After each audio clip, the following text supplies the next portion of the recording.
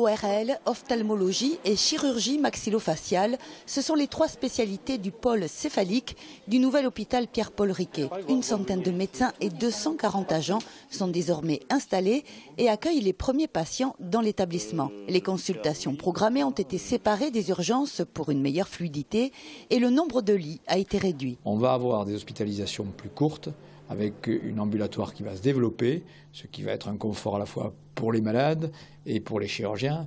Et on va avoir des durées d'hospitalisation qui vont être réduites. Donc l'effort est fait sur la réduction des durées d'hospitalisation, sur la performance du matériel, mais aussi sur des efforts informatiques comme le dossier médical informatisé qui va faire gagner du temps, avoir toutes les données sur le même serveur, une plus grande fluidité dans l'échange des informations. En augmentant les hospitalisations ambulatoires et donc les consultations, la charge de travail des agents va augmenter, mais pas le nombre d'heures. Les infirmières ne vont pas faire plus d'heures, non, elles font le même nombre d'heures. Après, c'est l'organisation qui a été répartie de manière différente.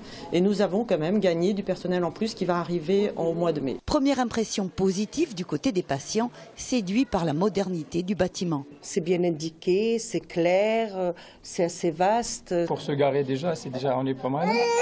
Et surtout pour les enfants, donc au niveau des ascenseurs, pour accéder aux étages et tout, donc c'est plus vite et plus rapide. À Purpan, lorsqu'on va de notre chambre au bloc opératoire, on passe dans des endroits pas très catholiques, je dirais.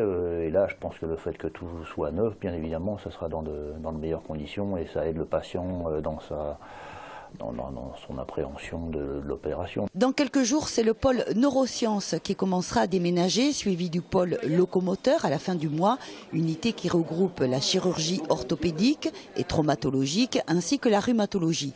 Les trois pôles devraient être opérationnels à la fin du mois de mai.